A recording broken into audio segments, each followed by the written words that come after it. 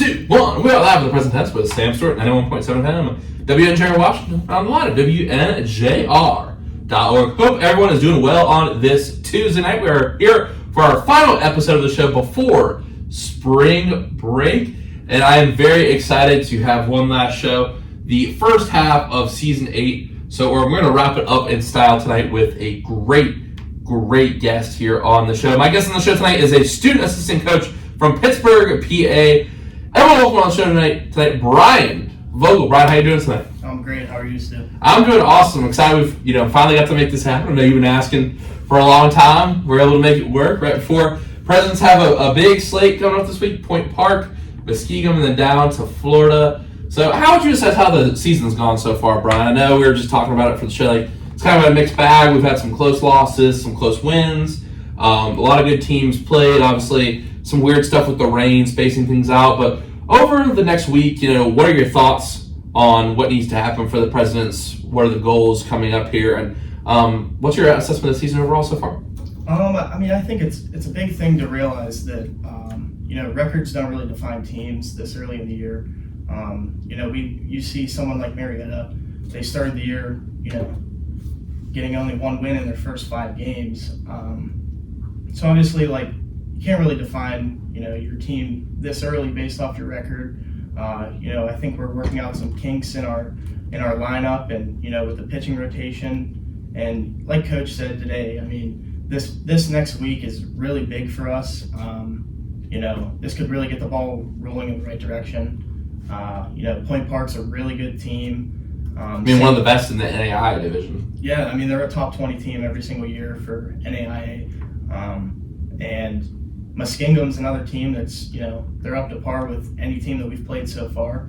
And then, you just look at Baldwin Wallace, when we played them, they're number 3 in the nation. They moved up to number 1.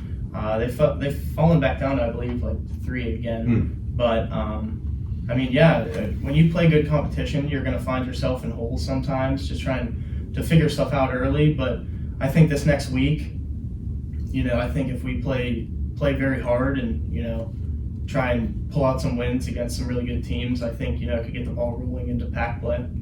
Now, Brian, for you, let's take it all the way back to the beginning of your story, as it were. When did you fall in love with the game of baseball? Oh, man. There's 2 instances that I can remember. The first would have to be my sister. She played softball her whole life growing up, and she was on a t-ball team, and they didn't have enough people to fill a field. So I actually just threw on a jersey that was 3 times the size of me, and I went out, and I remember they put the ball on the tee, and I hit the ball over the outfielder's head. And from that day, my dad realized maybe we have something here, And the other one would be at my grandma's old house. She had a narrow backyard, and you have those big giant plastic wiffle ball bats. She would sit out there all day when she would babysit me. She'd toss me the ball, and I'd hit it, and she'd chase after it as I ran around the bases. And she still to this day claims that she's the reason that I'm as good as I was at baseball, for all the bruises that I gave her with line drives. So, well, thank you for sharing those stories. Those are awesome. And to kind of move to the next chapter or chapters of your story. So you kind of have a unique experience here, Brian, different than many people who came on our show. And for you, can you just tell us about the time, why you decided to go to WNJ, your recruiting period, all the way up to the time when you actually made the move and unfortunately, were injured and had to become a student assistant coach? Right. So, I played travel baseball the whole way through. A lot of the kids that I was friends with, they were bigger, stronger, faster than me. So I was always worried about the recruiting standpoint. And, my dad always told me just, take your time, things will fall into place. Just, trust the process. So, I kept just playing and did whatever I had to do to, talk to some coaches. And then I had a coach in high school, Dave Lee. He's an ex-MLB player. He actually reached out to a lot of the coaches for me, like Pitt Johnstown. I talked with St. Vincent, W&J, many other schools. And it really came down to me for, location. And I think many people are kind of, in a way, scared of Coach Mountain. I've talked with Coach Mountain about this. I feel like people forget that he's human sometimes. And I hope he's watching. Did you hear the whole story about the Howard Stern show and all that? I did. Speaking of radio, he came up to me when I was on the map today. The first thing he said. So for those who don't know, Coach Mountain made these Howard Stern show references or something like that, and all these post game press conferences, even after they lost the World Series. And he came. So he said it all, and then the first thing he says to me is, "You watched that thing I sent you last night?" Sometimes I think people forget that he's just he's a dad. He's a real human. He's not just your baseball coach. And me and you both know he's very open. If you have something going on, you can always talk to him. And he's been in our shoes before. Mm-hmm. So I think throughout the recruiting process, he was real big on communication with me. I think that was a big thing. He sent me a Christmas card to my family, and for some reason that just stuck with me. I don't know what it was.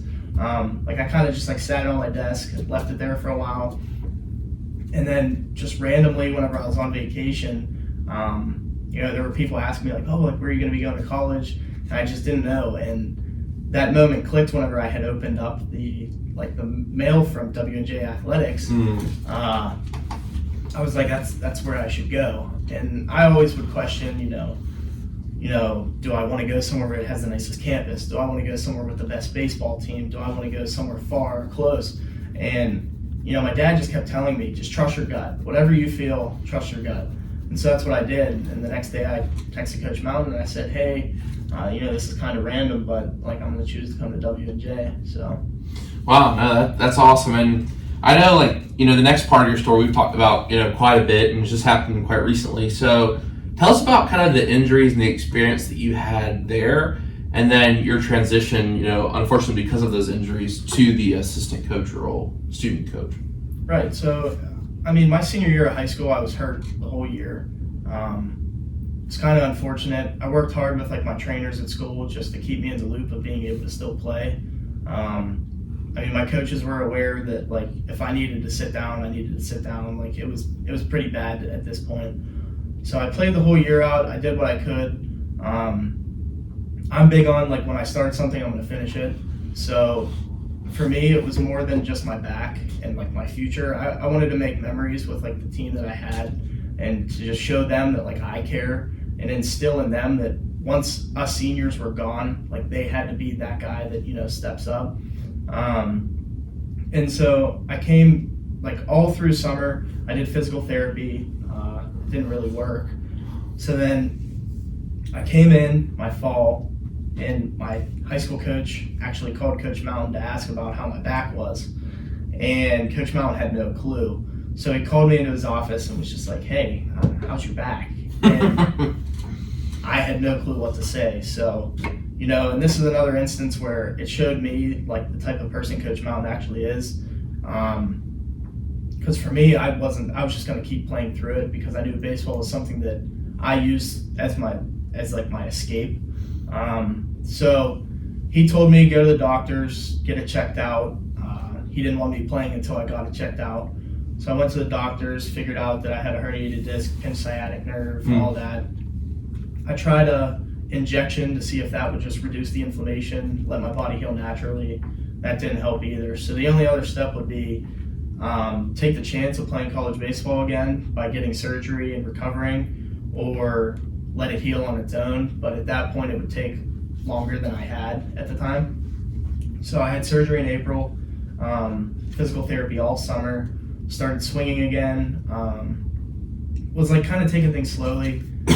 Came in the fall, and I tried to hide it in a way just to show that I was better, but it got to a point where during our Red Black World Series, I would come back and I would just sit in my chair in my room trying to do homework and just be in so much pain that it was almost I wasn't myself anymore.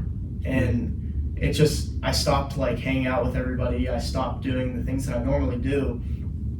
And so I had to go back to, the people that I trust most. So I called like my closest friends. I talked with my buddy Sam from Cal U. I talked with my family, and I had to make the decision that, what's best for my future is to obviously not play.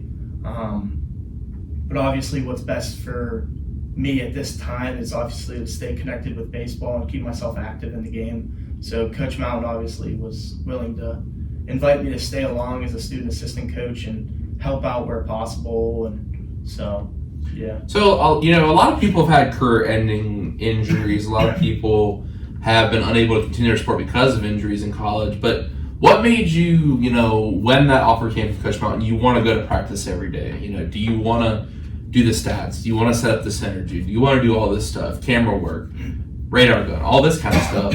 A lot of people probably would not want to still be around the team if they could play. So what made you want to stay really involved in things on a day-to-day basis? I feel like my coaches that I've had throughout the years, obviously starting with my dad, my coach from high school, Mike Wagner, Dave Lee, Coach Mountain here, my travel coaches. I just feel like, the time that they put in and they put so much time into me that I feel like I owe it back now. Mm. So I feel like, although helping you guys, it's kind of a lot harder because you guys kind of know how to fix things yourself. But, helping with what I can and, eventually taking maybe a coaching job after this. I was going to ask, what level would you coach? I don't know. A part of me obviously wants to coach somewhere, some way. So, it's really hard. I've talked with Logan Scheider, who graduated last year. He told me, it's really hard to get a coaching job. Right. Well, Schuster's doing a grad assistant too at Ottermine. Right. And I think those are really good options because, you can coach, you get extra schooling. So I may try and take a path like that. But if college coaching doesn't work, I definitely want to go into high school, teach people about the things that I had to go through, with injuries, that's a big thing. The college experience, recruiting, all that. It's really scary for a high schooler when you don't know who to turn to. So I feel like, having a coach that's a valuable source of all that stuff would definitely be helpful. So, wow, that's awesome. And for you, what's the biggest advice that you would give to freshmen coming into Dubjay? Obviously, you'll be a junior or senior when you're, now you're kind of in that coaching role. You'll be able to give a lot of advice to these young kids coming in. What's the biggest advice you give them on the first day of practice when they're entering the program? I'd probably say, be yourself. Don't try to be someone that you're not. I think Coach Mountain can see it when people try and do too much. Mm-hmm. I hear him say it with the pitchers all the time, if they're not able to find their curveball, he's like, just throw it again. Just keep doing it until you get it right. I don't think, dropping everything and changing, your swing completely and trying new things is always the right answer. I think just, trusting what you've done your whole life up until this point, just let it work. Things always work their way out at the end of the day. So, I think that I would probably tell a freshman just to trust the process and just to be themselves. So. Well, I think you bring up a good point about even the pitching side of things. I'm sure you can relate it to hitting in some way, but pitching is just more of what I know. And I think that a lot of kids in the bullpen, they'll have to end on their perfect pitch, the perfect curveball, or the perfect fastball on the right side of the plate. But whenever you throw that last pitch, or let's say I usually throw 3 curveballs, I'm not going to change my routine and do 4 or 5 or 6 or 7 before the game. I've thrown good curveballs before, you know what I mean? And you got to have confidence in that. Okay, 2 of my 3 good curveballs are good warm-ups. Where does that lead me for the game today? Don't try to go and work on it for the game. You got to have confidence. That's for practice. At the end of the day, practice is good, training's good. It's important. Obviously to go hard. But at the end of the day, what's gonna make or break you is your performance in this game. So when you get those game moments, you gotta just trust what you've done at that point. Right. And when you come in the first few times, you're really nervous. Do I have to do this? I'm gonna do that. So I think, especially if I go back and talk to myself, I would be like, hey, don't try to be perfect with your fastball. Don't try to be perfect with your curveball. Just go out and play and trust what you've done. Because at the end of the day, you're gonna have days where you can't throw a curveball. You're gonna have days where you can't throw a fastball. It's not in this spot. You're gonna have days where you just don't flat out do good. Baseball's a tough sport. So I think that's a really good point. You got to just stick with who you are Right. Work hard and don't change up who you are. Just don't stop believing in what you've been doing to get you there. Yeah, I think a big thing too is my dad says this all the time to, his travel teams, and he used to emphasize this a lot in high school. In anything that you do in life, controlling your controllables. So, obviously, it's a kind of a tie on words, but in a baseball sense, when you're at the plate, umpires are going to make mistakes. They may call a bad strike, and you may strike out looking I've for a bad call. I've never done that. Make a bad call. Right, I bet so. But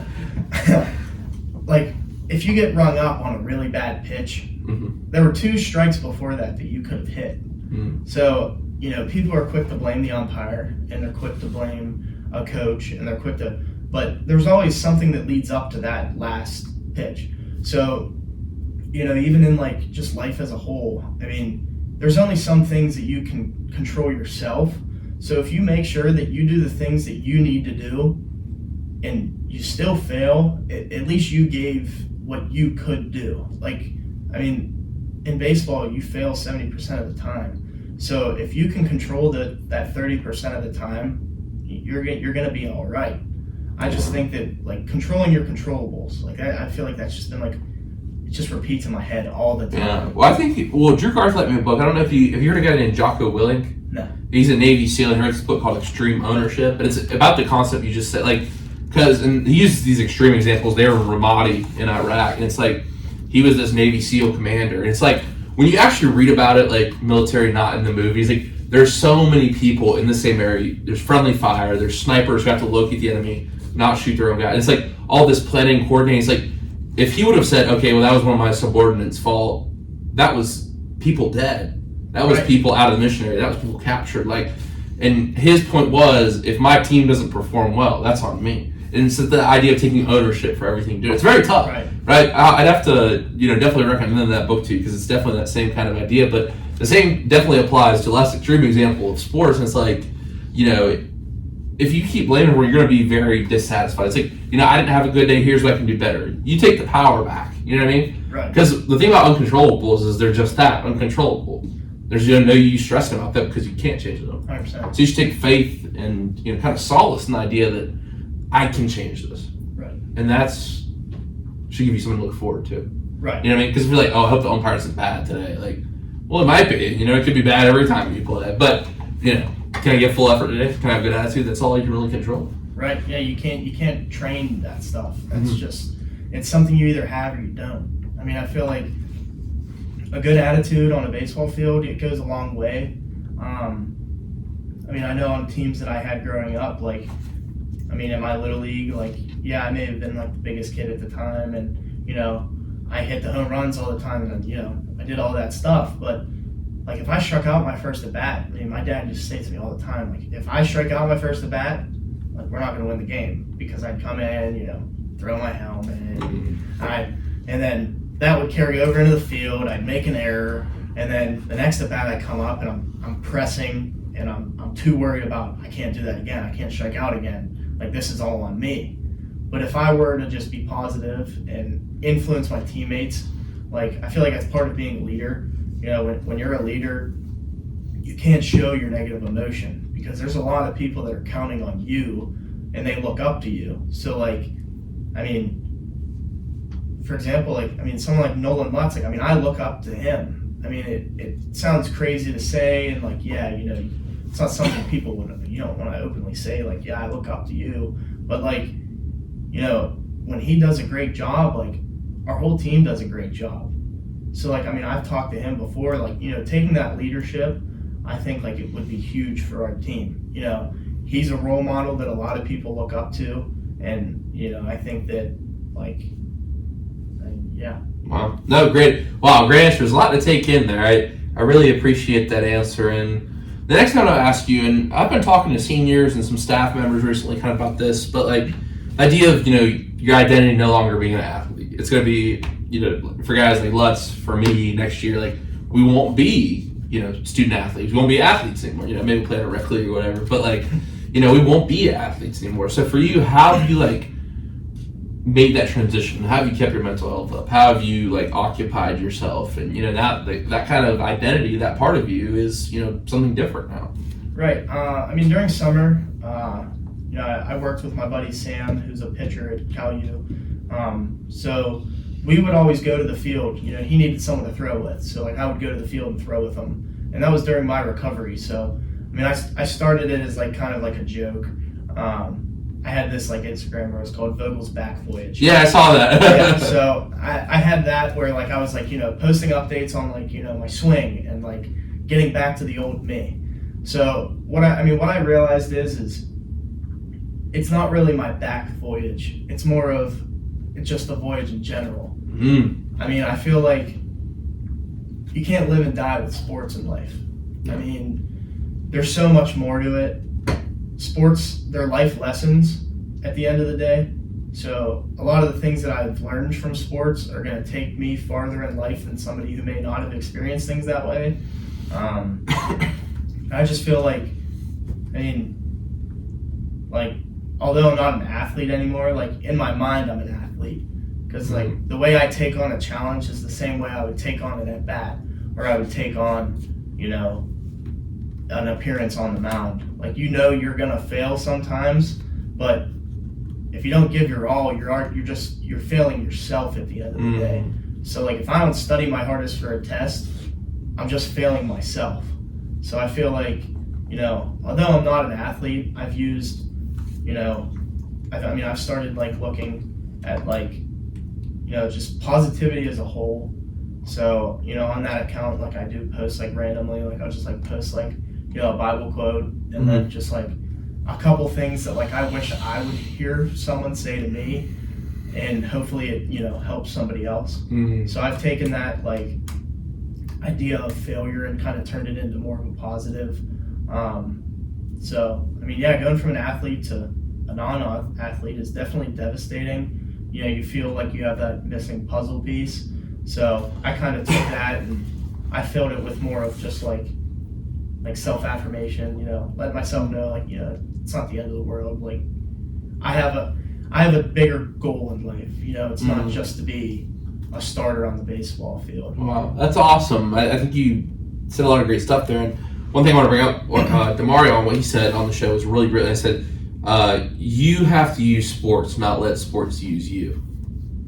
And I think what you said kind of summarizes that idea right there, that there's a lot more to be taken away than what the eye meets at first. My next question is, how do you want to be remembered at W&J?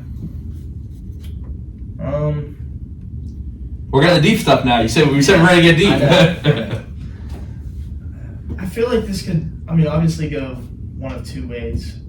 For myself, freshman year, I was kind of worried about, as every other freshman is worried about, fitting in and being a part of the team and making sure I didn't miss anything. In that aspect, I want to be remembered as the person that people could count on. Somebody that, if you got something going on, you can come over and you can sit and talk to me about it. I'm a human. We all have our problems. And this will tie into what my quote of the day is later. All right. But, we all have our problems, and I just think that I'd want to be remembered as the guy that people could go to. Not all athletes are scary people. We're not all rude and stuck up like people make us out to be. But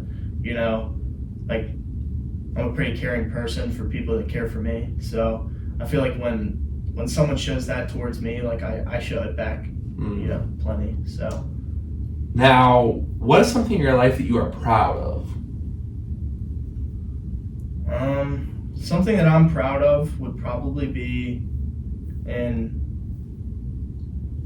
we'll have two things. One would be, people say close the yearbook. Let's not talk about high school anymore. But winning the Whitfield championship my freshman year. Oh boy, the Whitfield. Yeah, I know. For me, winning that Whitfield championship was way bigger. A little bit of background. My dad and our head coach went to high school together. They won a Whitfield championship back whatever, I forget what year it was, 95 maybe. But they won with, a guy that was Coach Rutter.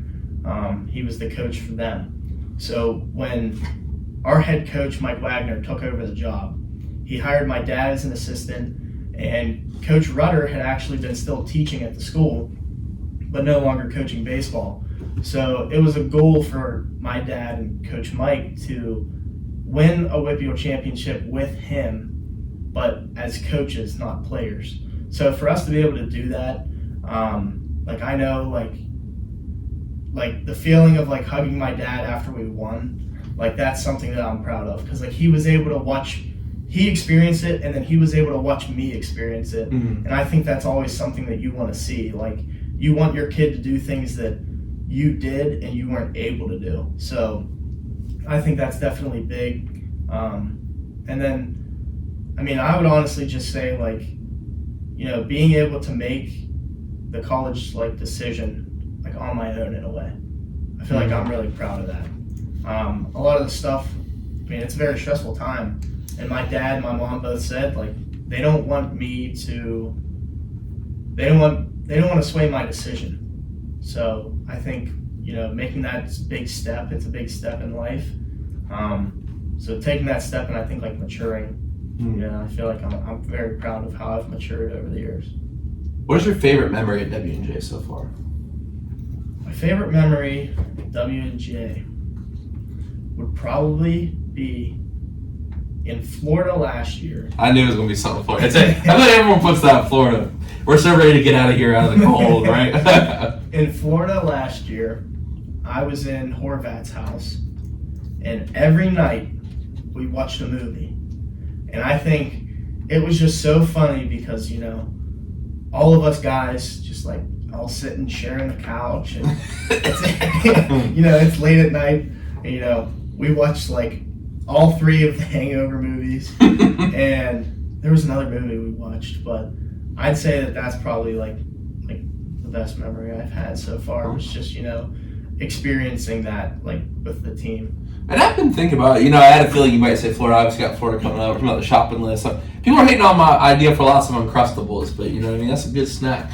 And I think that the thing about Florida is you really see I think sometimes you can forget, especially if you're far away from the class in terms of you're a freshman and the seniors and right now and the freshmen, you kind of forget these people are, I think either starting or ending a really big chapter in life. They're a person outside of school and baseball. Right. You see them outside in a different context. You know what I mean? Right. You see them in just a chill kind of casual. Because even when we're in the dorms, people aren't hanging out in the dorm for long hours usually. You know what I mean? You hang out all night with these guys, just chilling. I think it allows you to. That's why so many people put those memories down as their favorites, because you're allowed to hang out with those guys and just relax, be a kid. Well, I've actually thought of a different favorite memory. And, Okay. So in our last year, it was another Florida story. So Sam Schuster, he was sick the first couple of days down there. So he took water, put it into a pot, and he was boiling it. And then he would move it so that way the steam would right. You gotta put the peppermint in there and stuff. Right. Lavender, yeah. So he took the pot and he dumped it, and he sat it there because he went to the bathroom just blow his nose. Well, Brent Kurtz came in and he took the pot and he poured a can of baked beans in it and cooked baked beans. and Schuster came back down as the beans were already made. And Kurtz is sitting there eating his beans, and Schuster asks him, "Did you wash that pot?" He was like, "No, why?" And then he didn't end up finishing the beans, but something like that, me and Brent Kurtz, we just sit there and talk about, he was just saying it the other day, there was just no way that I just made beans in Schuster's nose snot. That's just one of those things that funny memory for you, but not for him, right? Right. Now, if you could go back to the first day of college and talk to the Brian that walked in that dorm room, what advice would you give him? I'd probably say, don't forget where you came from. I mean, there's a lot of people here that come from different backgrounds. So, there's people that come from far, people that live 5 minutes away, people who don't have like the same struggles that you do. So I feel like, instead of me worrying about like being accepted by people, just like being myself at the start, I feel like you put on like a fake front a lot of the time when you meet new people. So I feel like instead of me starting off by being that like fake front and like trying to fit in, I feel like I'd tell myself just to like be myself, and you'll find the people that like really care about who you are rather than what you have or what you're capable of doing. That's great advice. And my last kind of deep question tonight before we get to some fun stuff is, if your life was a book, what would it be titled? Oh man. Or a movie? Oh.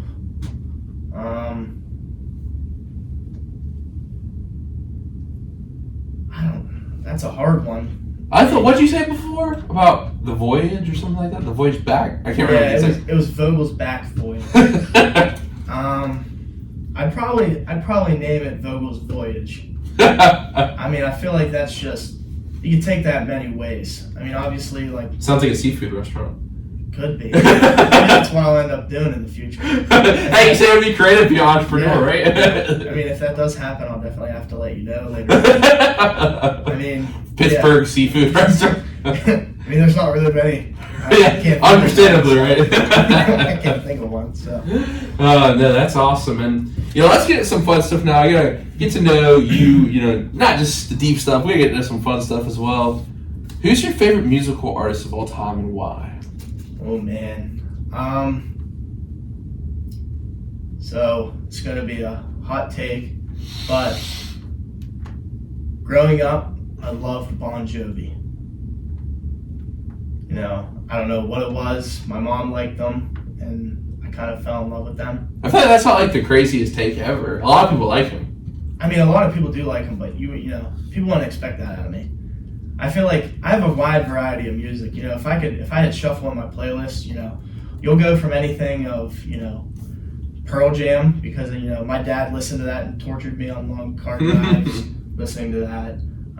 You'll find that. You'll find some Future or J. Cole.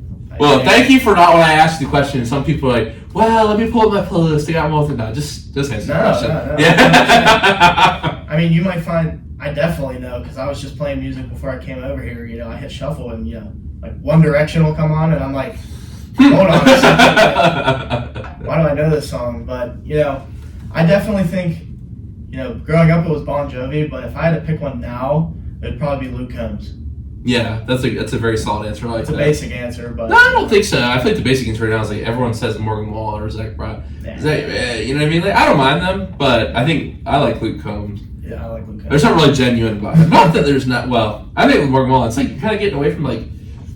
Someone made a good point. It's like he's like rapping over like 808 beats. And he has some, but it's like it's like kind of like, is this country? Like what? You know what I mean? Like his songs are very relatable. I feel like all country songs are about the same thing. Like you'll find ones that are about riding a horse and you're in the country, and then there's some that are just about heartbreak. So well, it's funny.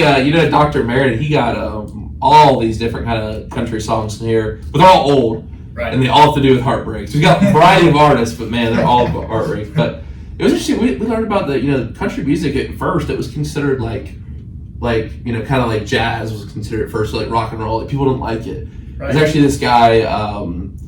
He was like a fake doctor, but he would have these border blaster radio stations, and like country music was what he played, and people didn't like it at first. But it's funny because like country's like a staple now. Right. But it was considered like, I think like by the high class, like the elites in like New York and Boston, like they didn't like it. You know what I mean? The one thing I don't like about country music right now is that it's too much pop. Yeah, that's what I mean. Like you gotta have a distinct. Like there has to be hip hop music. There has to be rap music. You can't. Well, so you're like the genre's got to stay separate. I think to a point. I agree to a point. I get collaborations, but like Morgan Wallen songs are more pop now. They're not really. Well, like Florida Georgia Line's like. Right, they kind of hold the ball on that. And now it's Morgan Wallen. Yeah, well, and even like I don't really like road country either. Like what's his name? Is it Jason Aldean and Luke Bryan? Yeah. Like Luke Bryan. Yeah, Luke Bryan. That's not like I don't know. To me, that's not what country music is. But what do I know, right? Yes. Yeah. I mean, J. Cole doesn't sing country music, so. Yeah, J. Cole doesn't. You said you like J. Cole, right? Yeah, I have a few songs of his on the Yeah. playlist. We get a deep dive into J. Cole. I got my Kendrick Lamar shirt on tonight. Right. But if you like One Direction, if you like boy bands, Brockhampton too. Brockhampton. You ever heard Brockhampton? No, I haven't. You check them out. They're like a group. But it's like hip hop, rap, R&B. It's really cool. But if you were a DJ and you had to play any song at a party, I'm sorry, a particular song at a party, you had 5 seconds. What would you pick? I had 5 seconds to just put this song on. 5 seconds. 5 seconds, or you get jumped by the crowd, or someone takes the aux pack from you. Just say that. I'm probably gonna put on. Oh gosh, I don't even know. You go with something country. We don't usually have people answer country for this, but I think with Luke Combs, I would put on "Beer Never Broke My Heart." Yeah, that's a good party song. That definitely is. I mean, I feel like that's a song that, like, if you're at a party, you could put that on. And people, right. It's more upbeat. It's more upbeat. That's not like fast car, but that's more kind of like a sad song, Yeah. I mean, I feel like for that, I would do, if I had to pick any song right away at like a party, and like I needed the place to be like going pretty crazy, I'd put on "Here" by Drake. Here? Yeah, isn't that what it's called? Oh, like that I didn't know last year. Yeah. Yeah. I know wait. Yeah, that's a pretty cool. But the thing is, I feel like if it was a younger crowd, they might not know that song. That's an old Drake. That's an old Drake song. It is. I respect your choices. Like you're not. We go through those recent thing. I respect it. That's an old Drake. No, I listen to a lot. That's all Take Care. That's an old song. Yeah. I listen to a lot of old music over newer music. It's funny. Like what that album came out like 2013. Right? I mean, even going further back, like I know, like if I'm sitting in my room, I'll play Michael Jackson, New Edition. My dad's big on them.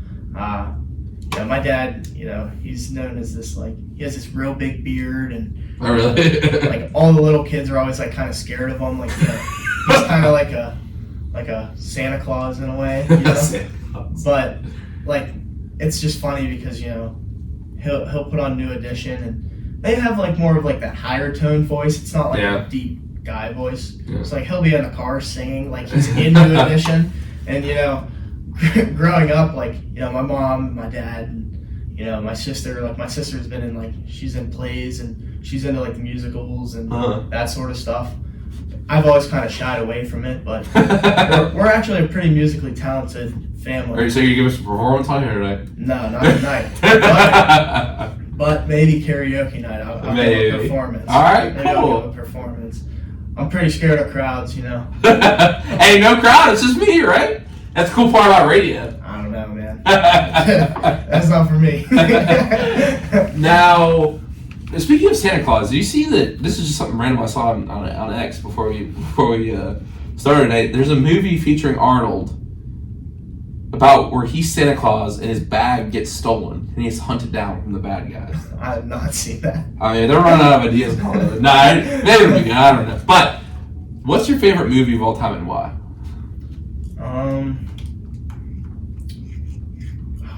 I cannot think of the name of it. What's the movie where it's like the little baseball team and like the one little guy dies at the end of the movie? Like he gets shot. Oh, I can't think of it now. The way you're describing it. Oh my gosh. If it's your favorite movie, you should want to name it, right? No, well, that's Is my that favorite Bronx movie. Tale? I've never seen that. Is it Bronx? No, I forget what it's called, but if I had to pick a favorite movie that I'm just gonna put on like my go-to, it'd probably be Step Brothers. That is classic. Yeah. I'm more of a Talladega Nights fan because it's got the North Carolina connection too. I love Talladega That's a Nights. good movie. I was watching. I don't know if you ever heard. Have you ever heard the movie Thin Red Line? No. It's about the Battle of Guadalcanal in World War II. It's really interesting. The cuts in it really because it'll like go to a battle scene and it'll like show like the beautiful like birds and scenery. It's really interesting. It's like a juxtaposition. But anyway, John C. Reilly's in it. It's so interesting to see him he's like this serious. It's a very like psychological movie. It's got the guy from. Do you see Sound of Freedom? No. You see Passion of the Christ? No. Okay, so it's the guy who's acts in those movies. He's like the star. It's got George Clooney in it. It's got Sean Penn, all these serious actors. It's like John C. Reilly's in there too. It's really interesting. Well, it's like also like Robert Downey Jr. was an Oppenheimer. You see Oppenheimer? I have not. I mean, I've heard good things about it. It's good. He won for Best Supporting Actor. Yeah. He's like the bad guy. I It's a more serious role than Iron Man. Right. In my opinion, more serious. I'm not really big, like, sit down and watch movies. I don't know why. I've never really been that way. Are you a sports movie guy? I'd say so. Okay. I mean, recently, just like this past week, I watched Moneyball. That's a good movie. It's fun because I had a little bracket drawn up for us tonight. I try to pick the mainstream ones from each sport, so let's see if we can run through this real quick. So, first let's do basketball. I had 4 because I feel like some of the basketball movies are a little bit more about life sometime. Right. But anyway, all right. So the first side of the basketball bracket, there's only 4 movies in the bracket. So Coach Carter or Semi-Pro? Coach Carter. All day. I mean, like I said, Will Ferrell's funny. Right. Those movies are funny, but yeah. Coach Carter, the Tino Cruz, bro, and he was like, it's funny in the memes, like it'll be like Zion or Ja. It's like the only man who can save these two and coach them is Coach Carter.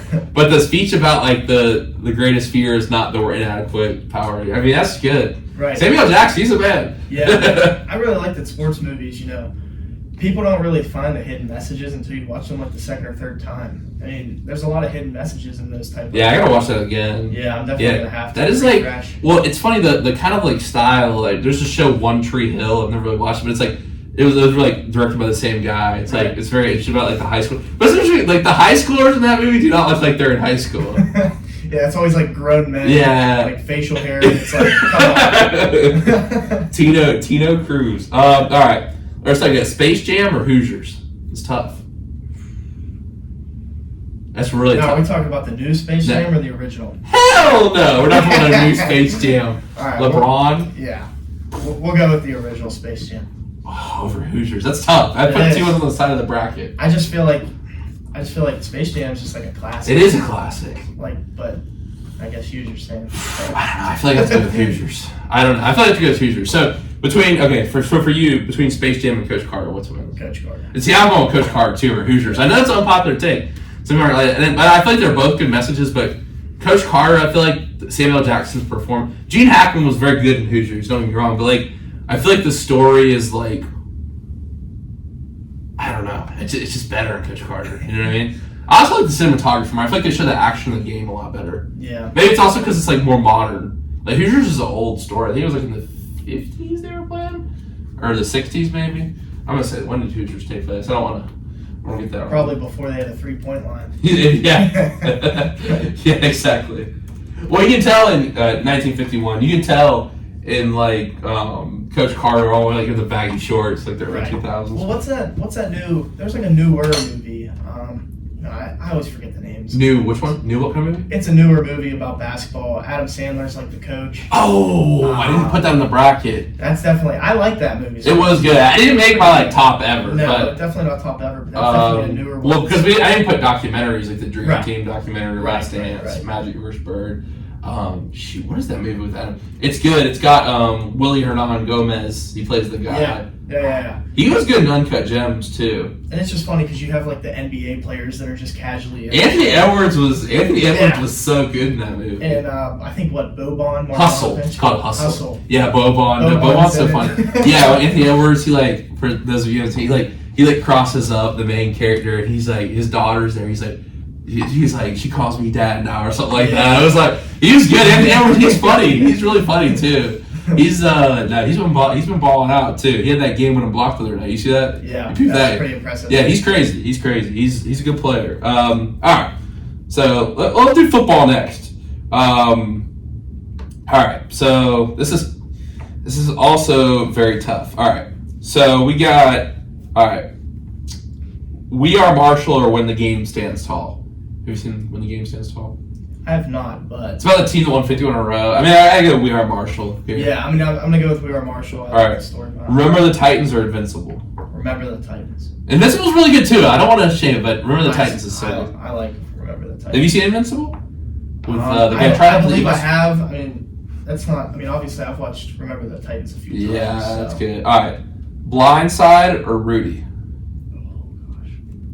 I'm going to go Rudy. It's my mom's favorite movie. I'm going to go Rudy, too, just because The Blind Side was basically a lot of BS. So. And there's been a lot of controversy over that recently. I don't know if you saw that. Yeah, I'm saying with Michael Oher. Or he said it was basically like BS. Yeah, that they didn't, like... like they were supposed to, I guess, like he was supposed to get like a certain amount of money or something. And the story wasn't like true. It wasn't fully true, and yeah. I see. I'm the type of person. Some people are like, oh, well, it's just if it claims to be true, it's got to be true. Yeah. Because if it's a fiction movie, then it's fiction. You know what I mean? Right. Yeah. I mean, still, I remember watching that for the first time when they got into that car accident, driving to go to GameStop. Yeah. And then like, what was the younger brother's name? What? SJ? SJ. Yeah, that's what my mom was saying. My brother, the offensive line. You gotta protect your. She comes. You gotta protect your family. But hey, we're not watching anymore. I don't like that. I think it's unethical from the filmmakers. Unethical, in my humble opinion. All right, so we got the three here. We got Rudy, Remember the Titans, and We Are Marshall. We got to rank these. It's tough. It's very tough here. We got Rudy, Remember the Titans, We Are Marshall. All right, I'm gonna go with We Are Marshall as 1. I'm going Rudy number 1. But Rudy's also got like a hint of untruth to it too. It does, but because if you listen to like what some of the players in the team said about it, and like the guy after too, he also like I don't want to be a downer, but he would like go on these speaking tours, and they would expect like the actor to be there. Right. I heard actor's name. He was also in like 24 and a few of their movies, but yeah. So I'm gonna go with We Are Marshall 1, Remember the Titans 2, Rudy 3. Man, to me, Remember the Titans is Rudy's good. It's emotional. But if you about the scope of this, this is what film. This is basically like all we do in film class is discuss. But like, I think the way that this overall story is conveyed. I mean, Rudy is emotional, and I think the reason why it's emotional is you get hit with the emotion all at the end, right? And they all turn in their jerseys and stuff. But I think the emotion of Remember the Titans, the ending, is really good. And then We Are Marshall, like. The fact that it's the scope of the story, I think. You know what I mean? Like the fact that 100% did happen. Right. You know what I mean? It's like, not that Rudy didn't have that guy did play the game, but it's like, there's certain like accounts of it. You know what I mean? Right. Like, yeah. I mean, I think I'm going to go opposite to you. Really? Okay. Rudy 1. I'm going to go Remember the Titans 2. And We Are Marshall 3. See, I think We Are Marshall. Matthew McConaughey. All right. NCAA Day is going to change our diaper. I mean, I feel so good, bro.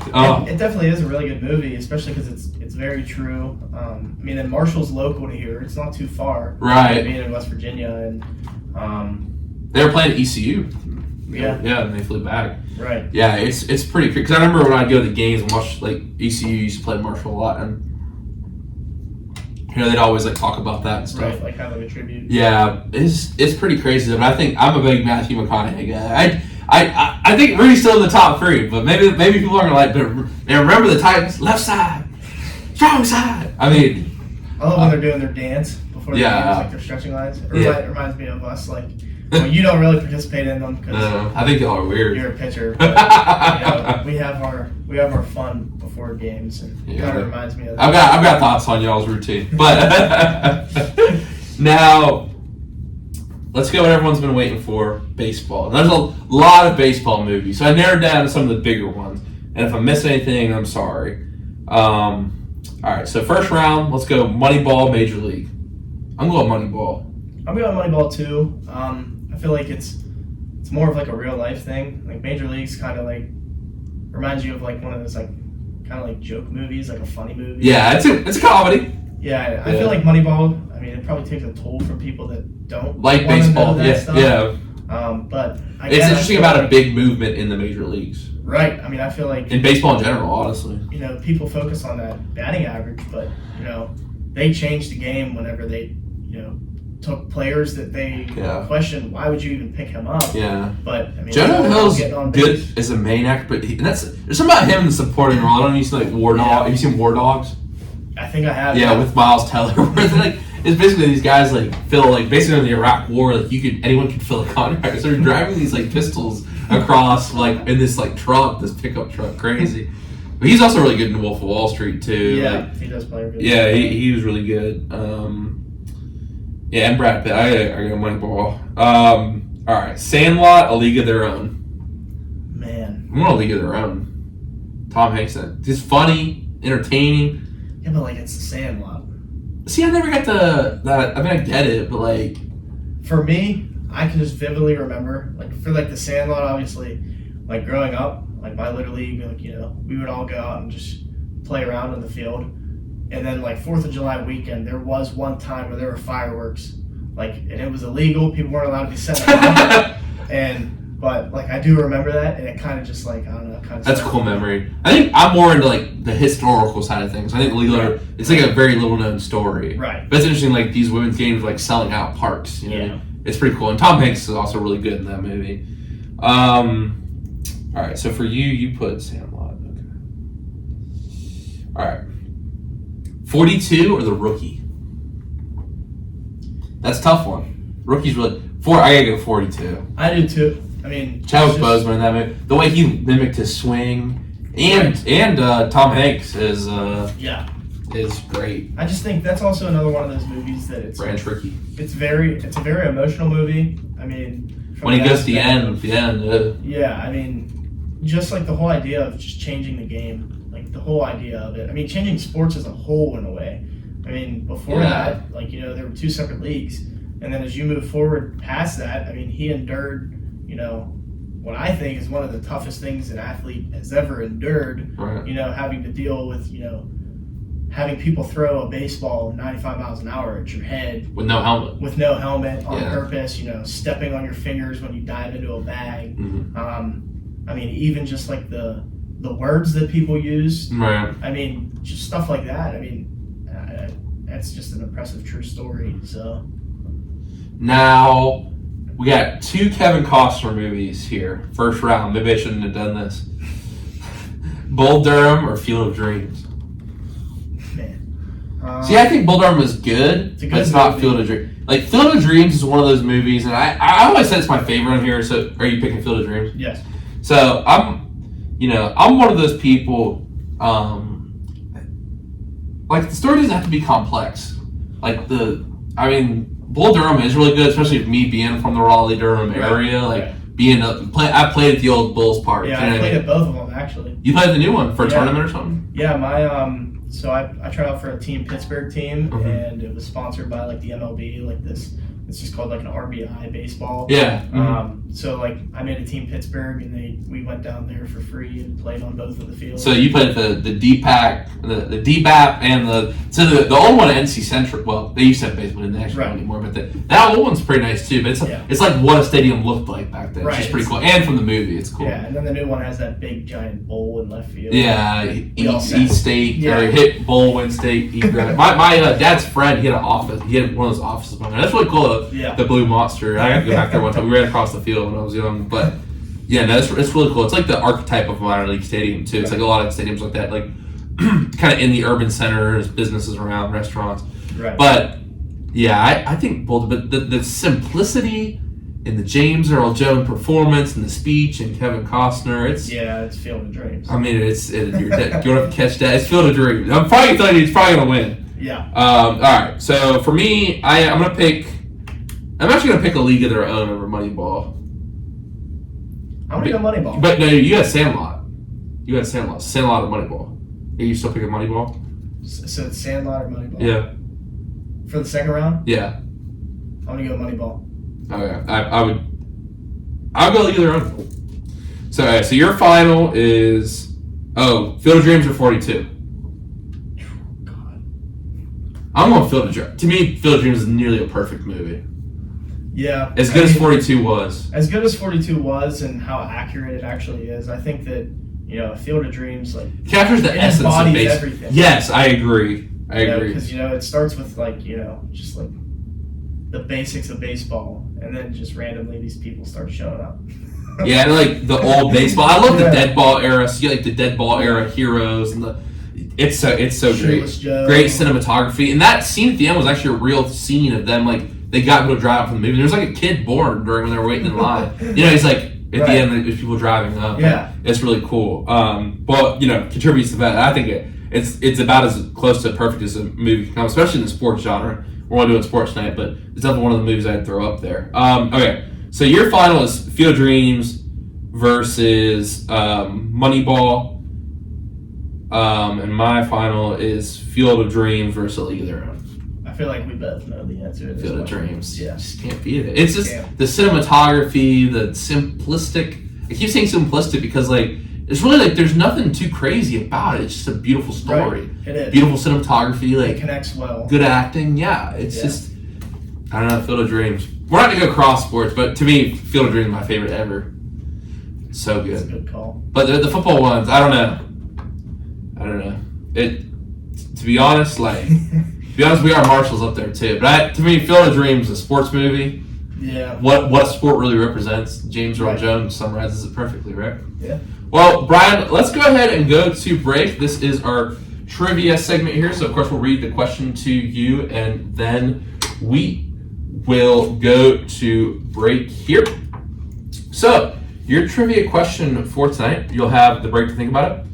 What pitcher in the modern era holds the record for the most strikeouts in the season? Is it A, Nolan Ryan, B, Bob Feller, C, Sandy Koufax, or D, Randy Johnson? We'll get your answer after the break. This is the Present Tense with Sam Stewart, 91.7 FM, WNJR Washington, and online at WNJR.org.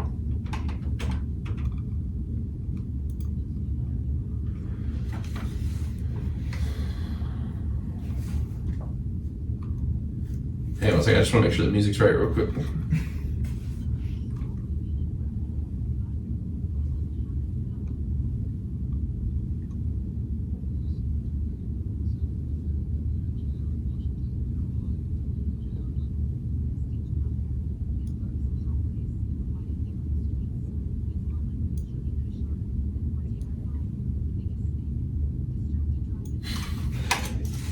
No, that was a good segment. Yeah, I think Field of Dreams is just so good, so good. Coach Carter's the one too. I think he captures like the embodiment, like what Right. not just what a sport is, but what the sports are. Sports are Yeah. called. I think it's just because it's that it emphasizes more the coaching role. I feel like Yeah. how inspirational a coach can actually be towards like players. I don't know. I don't know. Yeah.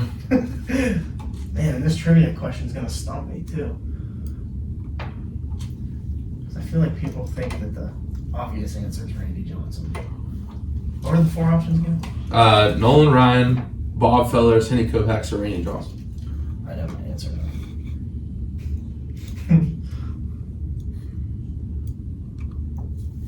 I don't even know who'd Sandy Koufax play for.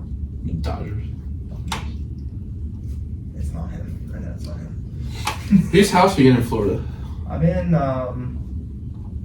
Laner and Bourne. Yeah, it's actually a solid house. Me and Julian are together.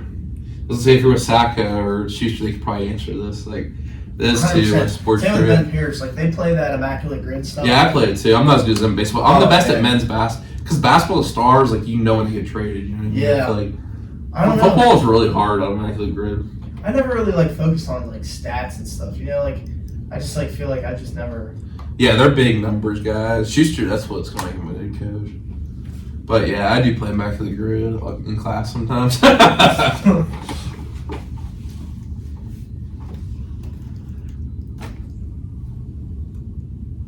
Yeah, about 5 minutes or so, but I'll let the break extend out. Yeah, Hustle is a good movie. I totally forgot about that. Yeah, I did like that one. Adam Sandler, he'd just be like hooping with like randoms too. the best one of like a really good movie that I recently watched was it's called You People. It's with Jonah Hill, and it's kind of funny. Oh, it's with Eddie Murphy, isn't it? Yeah. Yeah, So I saw that. It's just like it's like really funny because I'm pretty sure like it's like the combination of two separate worlds.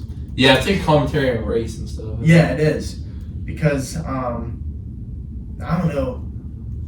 It's like Eddie Murphy. Dude, have you seen Delirious, Eddie Murphy, or like Raw? no. You have. It's the two funniest comedy specials of all time. Delirious with Eddie Murphy is probably the funniest. Like, you'll be rolling around laughing. He's so funny. And then Raw is really good too. I only did a couple, but man, they're good. It's kind of crazy how moving those like people actually are.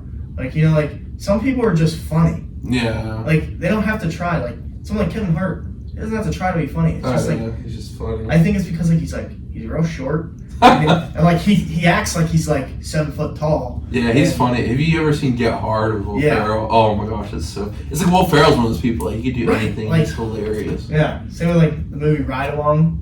Yeah, that is hilarious. That is a funny movie. Well, it's funny because Adam Sandler's kind of one of those people too. Yeah. And then like in Uncut Gems and Hustle, Uncut Gems is really good. Yeah. You ever seen that, Kevin? No, I haven't. You need to watch that. He liked Hustle because he's this gem dealer in New York who works for like he gets caught up in like the mafia and stuff, and like he's like cheating on his wife, and then Kevin Garnett like takes one of his diamonds. It's really good. It's like kind of crazy. Right. But he's like this super serious, dramatic, like kind of like tragic character. It's kind of crazy. I like that when they can extend. Like there's certain actors can't breach out their thing. Like like if you're a Marvel actor, a lot of them just kind of just milk that. You know what I mean? I get it, but like. I think that they don't. I think that actors, and I'm not an actor. I don't want to be an actor, but I think if you're an actor, you want to like show you're more than like a Marvel actor. You know what I mean? Like Robert Downey Jr. He left because he wanted to do stuff like Oppenheimer. You know what I Right. mean? Yeah, I feel like diversity is definitely a big thing for actors. Yeah, it's about actors. Like if you can play a role like, you know, like you said, like in like a war movie, and then also go and make a comedy movie. Like there's very few people that can do that. Hey, well, Sean Penn, have you ever seen? He's in Mystic River. Have you ever seen that? And then he's in Fast Times at Ridgemont High. Have you ever seen that? No. You like it? It's a comedy. I'm telling you, whenever I watch movies, I watch like the same ones over and over again. Really? Yeah. It's funny. Sometimes, like, I mean, I can go like on a lot of subjects, but movies, I'll really get if someone like because there's some people who are like movie people. You know what I mean? Yeah, I know. What's his name? Goose. He has like Goose his Man? show. Yeah, it's all movies. I've been on twice. Yeah. Yeah. Yeah, we talked about Boondock Saints, Jenga, Fight Club, the times I've been on. But yeah, people. I mean, whatever people want to talk about, I hear like books or art. Like I like books. I'm a big reader. I'm gonna find what that movie is. Yeah, you were trying to describe it. I was like, I have no idea.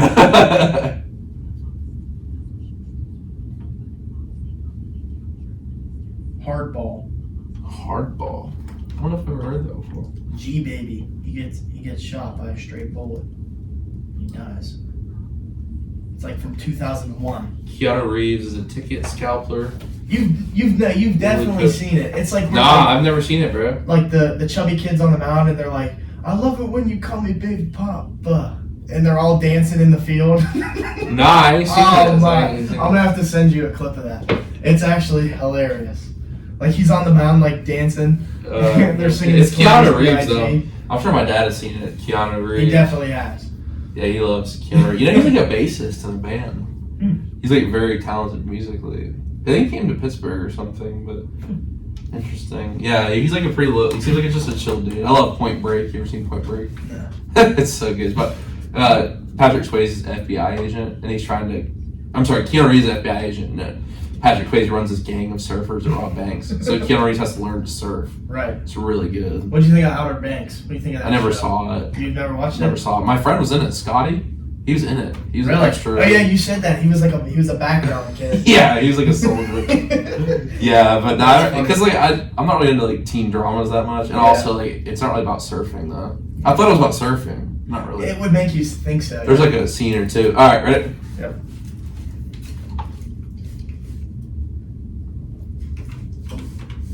We are back in the present tense with Sam Stewart, 1.7 FM, WNJR Washington, and online at WNJR.org. Today we're talking with student assistant coach for the baseball team, Brian Vogel. And today we asked Brian his trivia question. In the modern baseball era, what pitcher holds the record for most strikeouts in a season? Is it A, Nolan Ryan, B, Bob Feller, C, Sandy Koufax, or D, Randy Johnson? Your answer is? Now, Ben Pierce and Sammy Schuster, don't get too mad at me because I'm not real big on stats, but I'm going to trust my gut here and go with B. Bob Feller? Yes. That's incorrect. It's Nolan Ryan. See, I felt like Nolan Ryan, and, you know, I feel like it's just like a too obvious answer, so I was just... If it's obvious, then go with it, right? But, you know, I don't want to trust my gut.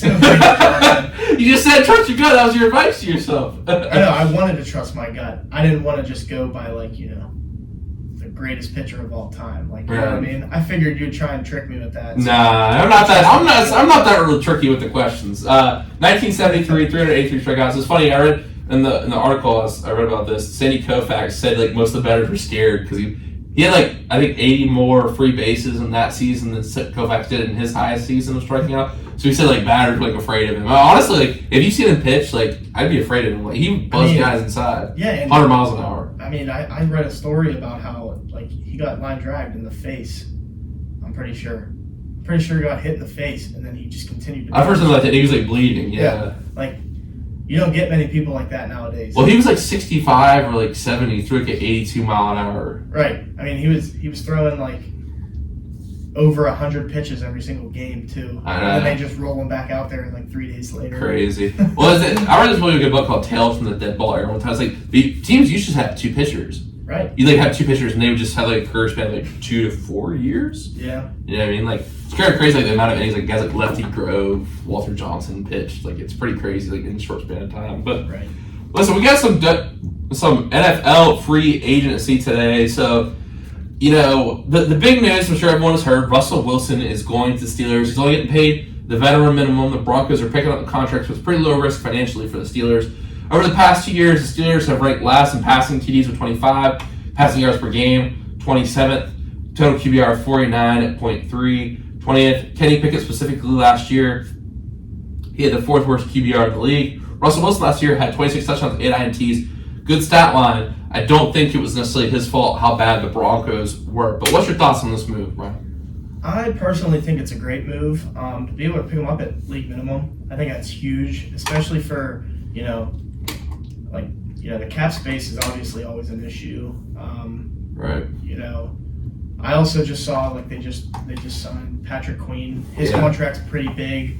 I was kind of shocked by that. I feel like they needed that linebacker though. They did. LB1. They did. On our floor, we always talk about sports with the people I live with, and as of yesterday, we were saying that the Steelers in the draft need to pick up a linebacker, pick up a center, possibly an extra cornerback.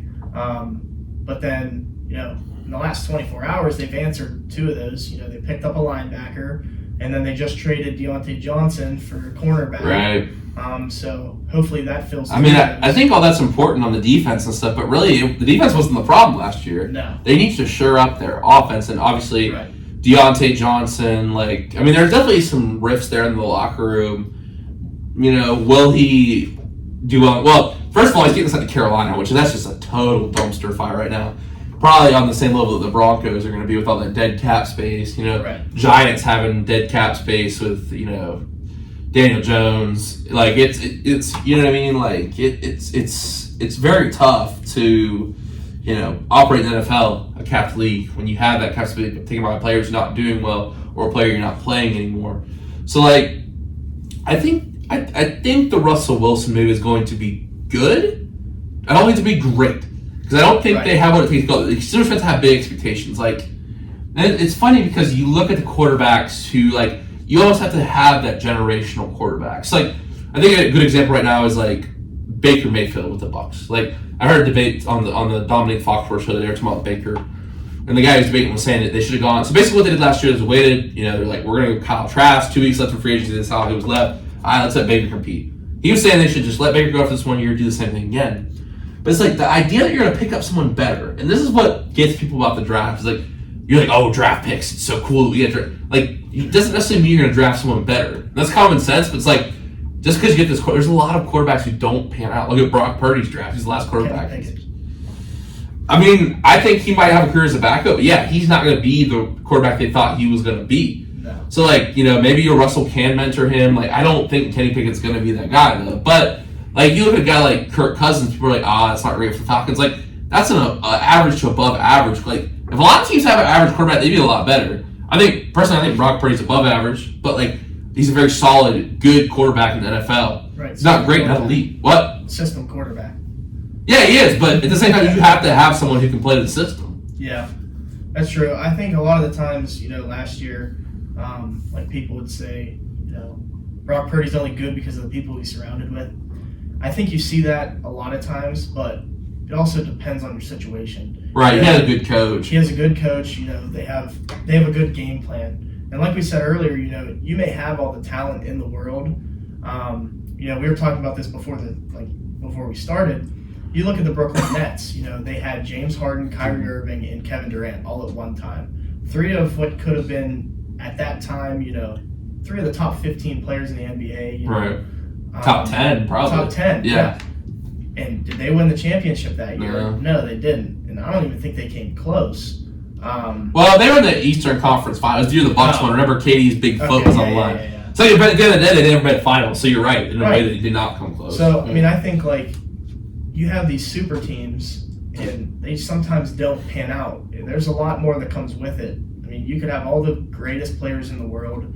If you can't come together as a team, I think that's a huge thing. Yeah. Well, it'll be interesting to see how people react to kind of Russ. Because they didn't like him in Seattle. They drove him out. Seemed like, Sean Payton didn't vibe with him. Mike Tomlin, I know that he likes Russell Wilson, but this is not the Russell Wilson from Seattle. You know what I mean? This is not the glory years, the Legion of Boom when they're winning Super Bowls. It's going to be really interesting to see, the Steelers Super Bowl odds, they remain the same. I don't see them taking them over the top. You look at the AFC juggernauts. And then yes, the Steelers are average to above average. They're going to be, never had a losing season. This is not going to make them have a losing season, obviously. But when it comes down to it, a game in Orchard Park, Buffalo, a game in Kansas City, a game in Cincinnati when it's cold, is that going to be, the game that Russell Wilson can get done? That's what you need him to do. The Steelers fans, that's what I always thought about Steelers. There's extremely high expectations every year. Most teams would be fine winning the division every once in a while, making a wild card, 9-8, 10-8, 10-7. He's being brought in to beat those juggernauts. Right. Because at the end of the day, that the Steelers can't beat the Bills with the current quarterback situation. They never really in that game with the Bills. You knew it was not going to be close. You kind of just give false hope. And then wait till, wait till, the Bengals are back this year. They've had the Ravens number, but, you know what I mean? Hey, they've lost a lot of people. Joe Mixon just got traded today. T. Higgins requested a trade. They got Joe Shiesty, though, bro. I don't know if Joe still has a Shiesty anymore. I don't know, bro. You got to give him a chance. I think when I say I don't know, I legitimately, I don't know. You know what I mean? I guess you come back after being hurt. You still do need maybe 2 more seasons out of him to see if that first year that he had was a fluke or not. But I don't know. I'm still considered, underage and an NCAA, a part of the NCAA, but it's maybe a hot take. But if I was a betting man, I'm putting it on the Steelers Super Bowl this year. That's... In the wise words of my high school coach, Dave Lee, he always says it on every single post, Steelers number 1. So here's what. So I think the big pickup in the AFC North is actually Derrick Henry for the Ravens. But it's interesting that this is a big pickup, but at the same time, the running game wasn't really their problem last year. They had a good running game. They left the playbook that had all the run plays in it in the car. They have a running back at quarterback. What? They have a running back at quarterback. Do you mean he's a quarterback who can't run, or he's a running back who plays quarterback? I'm not a Lamar hater. I think he's definitely very skilled. He's what the new quarterbacks are definitely striving to be. Somebody that can run. Right. Because I'm going to have to defend him on that. Because I don't think he's a running back who plays quarterback. No, I don't think he's a running back either that plays quarterback. I just think that people rely on him to be that running back. And I think he gets... Well, everything was through him in that AFC Championship game. It's why are you not running the ball? You know what I mean? And it's just the game plan was terrible. They were poorly coached that game, I think, from an offensive standpoint. So, I think that is a big pickup because it does give you a guy.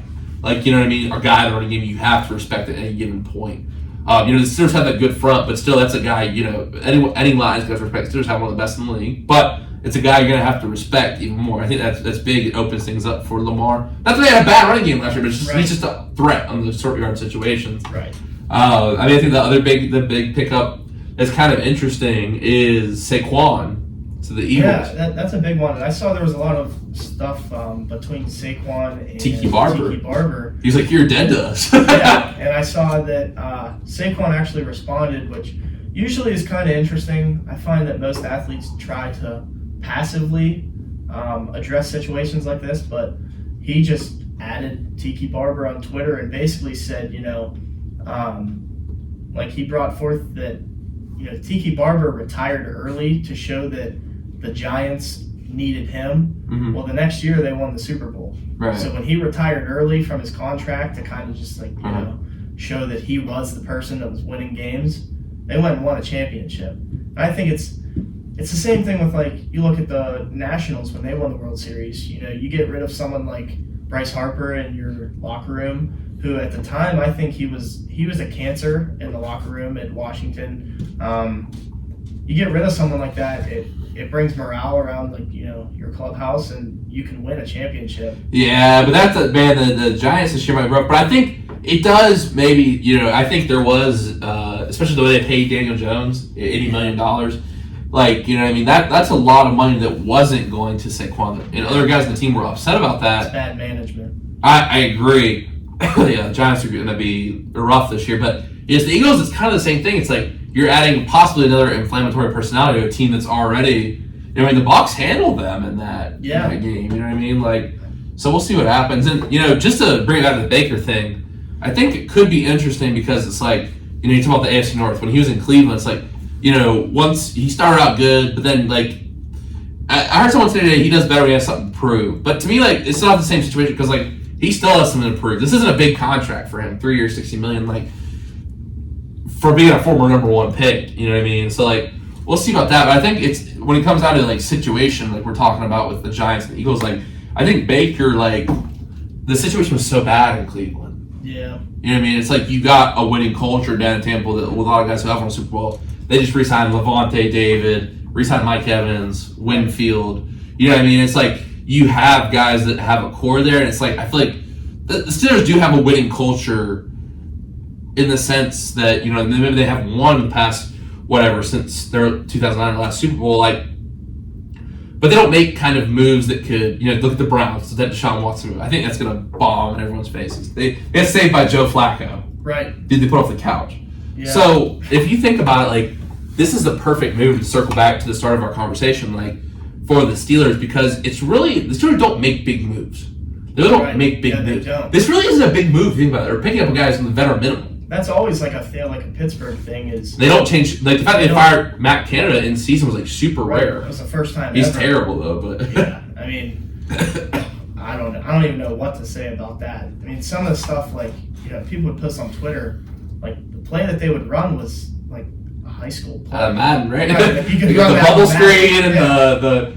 Or just, like, I saw something about somebody that played the Steelers had talked about, like, every first down, I'm pretty sure they knew, like, it was like 85% of the time they would run the ball. And any third down, like, they would, like, there was, like, a sequence that, like, was way too, like, you might as well just play the run here because the odds say that they're going to run the ball. It's not, they have talent. I think the other thing, too, with the Steelers is, like, Arthur Smith, a very bad head coach, but I think that, you know, as a coordinator, he might thrive. And, you know, it's every year, it's like, is Tomlin going to be like, Russell Wilson, Tomlin, that could be a good duo. Like, you know, he likes the kind of older head coaches. He works with the guys who are, you know, I think there's an older style of coach. Mike Tomlin is that older style of coach, you know what I mean? Kind of like a Pete Carroll. I think he's going to have a good relationship with Mike Tomlin. And we'll see it because the thing is, like, I wouldn't be shocked to see them make a deep playoff run, but it's like, at the end of the day, can they go up against those juggernauts? You know what I mean? They have the talent. It's definitely going to be hard because, you know, at the end of last year, they were adjusting to, like, a new playbook and, you know, making those changes throughout the year that it's hard to get rolling. But, I mean, I think, like, this year, they really, at this point, have no excuse of, like, questioning what's the next answer. I feel like... Right, because because you got the defensive plays. You got a new offensive coordinator. You got a new quarterback. So it's like, I mean, that's a good point. I feel like this could be a put up or shut up year to be. Right. Because then if Russ doesn't do well this 1 year, where do you go? Right. Because you can turn to the draft, like you said, but you could very much end up with the same or worse than Kenny Pickett. Right. But it's like, you know, you don't know who's coming out in the draft. And it's like, even this year, people like Caleb, like, he could be a bust. He could not. You don't know. Like, you know what I mean? Like, I mean, I think it's also big. And someone like Mason Rudolph, he gets the short end of the stick a lot just because he's, you know, he was always like the third string. I think he should just be second string this year, maybe. He should. I feel like he plays well in those high stress situations because, you know, he saw like Ben Roethlisberger play. Mm-hmm. So having that veteran that, like, he's been in those situations, and you can see how he handles it. I feel like that's very important because having Russ come in, I feel like Kenny Pickett is going to learn a lot. Russell Wilson, he's very vocal. I mean, I've heard that he's very team oriented. Yeah. You know, he wants the best out of everybody and he pushes people to their best limits. Sometimes that can be a bad thing. Sometimes that's a good thing. But I mean, I don't know. I think it's like the saying where, you know, a water bottle at the airport's like $6, where a water bottle at the mall would be free. Water bottle at the water fountain's free, right? Refill, yeah. I just think that, you know, you're valued differently in different places. And I think that it's like finding where you're valued. Well, Sean Payton didn't value him at all. It's interesting. Right. Baker Mayfield, same thing. Yeah. I mean, the player he was in Cleveland, if he would end his career there, he would be similar to Johnny Manziel, who was a bust. Right. You know, waste of a draft pick, was not good at all. Yeah. He goes and plays somewhere else. He plays good, and now he's an above-average quarterback. Yeah, we'll see. And everyone's like, oh, he's an overachiever. But at the same time, it's like people have this stand in the NFL. It's like average to above average, like, is okay in the NFL for a quarterback. Like, right. That's going to win you a division. Obviously, they're in a bad division, but like, you know, you look at a guy like Brock Purdy, like maybe he's a little above average. I don't think he's elite, but you know what I mean. It's like sometimes that's all you need. You know, when you look at the Vikings and the success they were having when Kirk was playing well, like same thing. But I think to kind of wrap up our point for the quote of the day here is like, this is a put up or shut up year for the Steelers, but also this is a put up or shut up year for Mike Tomlin. Last couple of years of Big Ben's career, he wasn't the guy he was. He wasn't terrible. I mean, I'd say he's an average to above average quarterback. Yeah. Like, you know, not great. Couldn't throw the ball very well, you know, deep as well as he used to. But, like, you know, last couple of years, a little shaky with Big Ben. Obviously, he's getting a pass in the quarterback situation with all the, you know, Mr. Trubisky, Mason Rudolph, Kenny Pickett, trying to figure that out. But this year, he's got a quarterback, a solid, at least average NFL quarterback.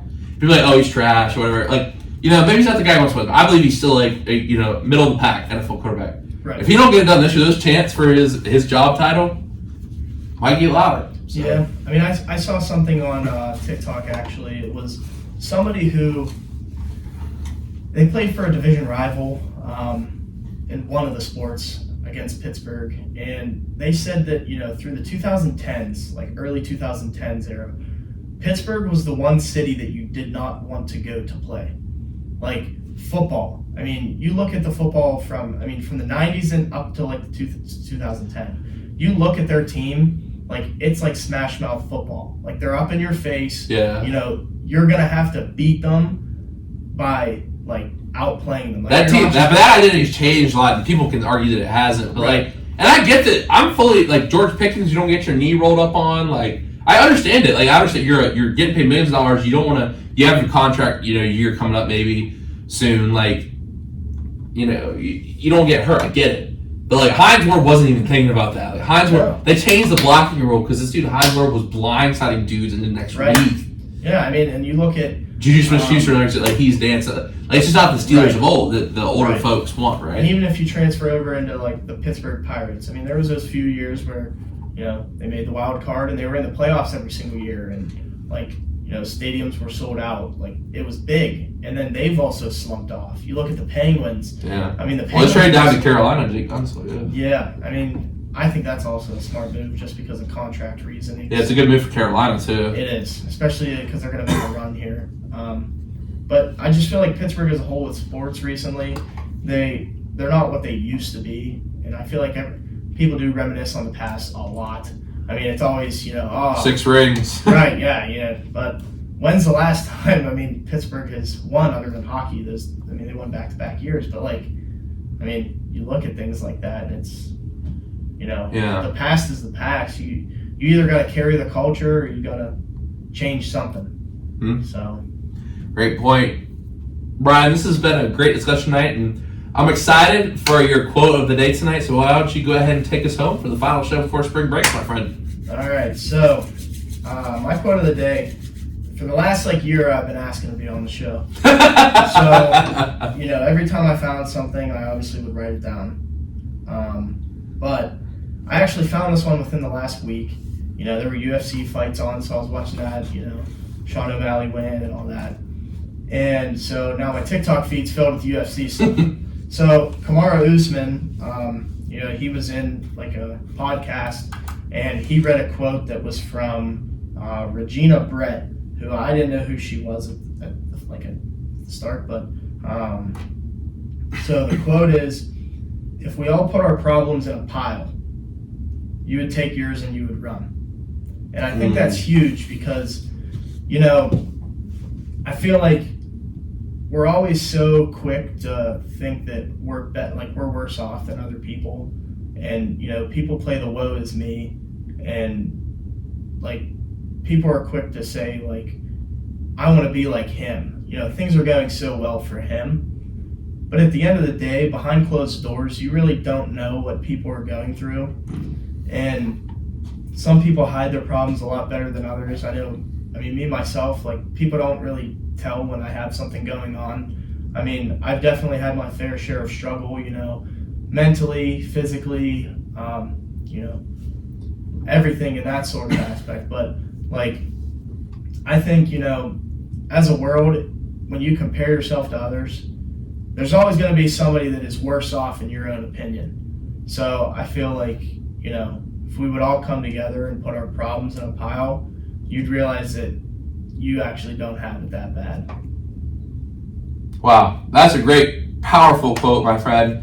It is 9:30, so unfortunately we have to wrap this show up, man. Thank you so much for coming on the show tonight.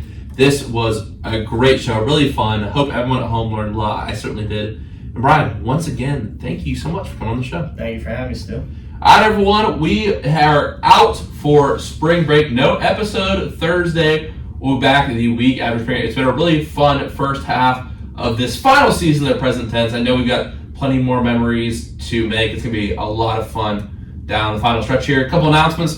Before we head out tonight, though, make sure you check out W&J taking on Point Park on the Diamond tomorrow at 4 p.m. Ross Memorial Park. And Thursday versus Muskegum, 4:30 p.m. Hope to see you there. Or you'll hear my voice on the airways after spring break. Until then, everyone have a great night. Remember to live in the present tense.